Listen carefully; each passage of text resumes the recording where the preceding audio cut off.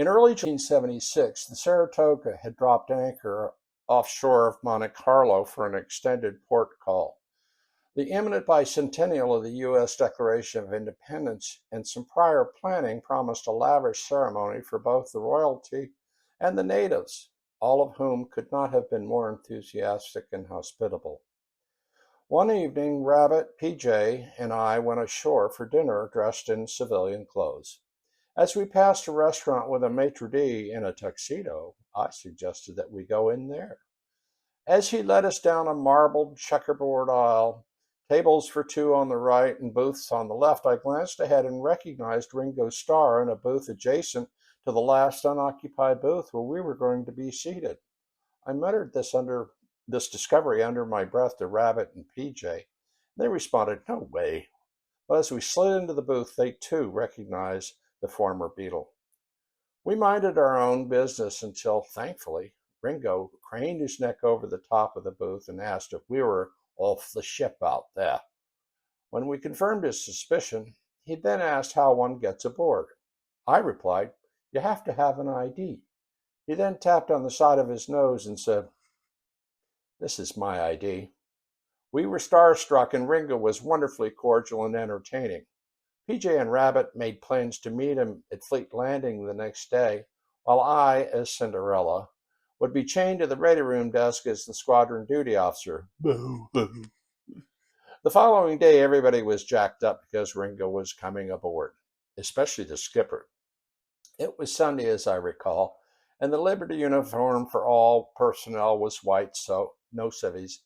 So PJ had gone ashore to meet Ringo's party while we waited anxiously for their arrival. Time passed his expected arrival, and our anxious skipper had called me at the duty desk from his stateroom at least once, maybe twice, to check on Ringo's ETA. I had assured him that I would call him as soon as he arrived.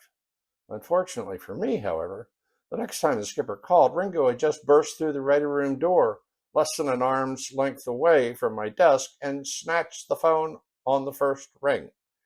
He had an impromptu chat with the skipper, who ultimately inquired as to the whereabouts of his duty officer.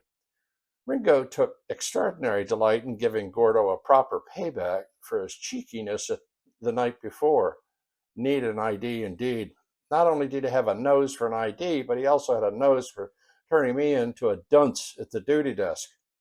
Ringo brought a bonus luminary, Dionne Warwick, who was performing at the sporting club at the far eastern end of the shoreline, a swank club where I was charged $17 for a gin and tonic, just one, which is not my habit. They had a nice visit, and Ringo got to sit in the cockpit of the F-4, assisted by PJ and Bolter Bob. That night, a handful of my squadron mates joined Dionne in her dressing room to sip champagne before she went out to perform. They also spent some time at the Hotel de Paris casino with Dennis Hopper and Ursula Andress. There was a grand U.S. Navy flag reception for the royal family, Prince Rainier and Princess Grace Kelly, who had their daughter Caroline in tow. Uninvited, we were able to gawk at the partygoers on the hotel patio beneath the balcony of our admin. Such a life.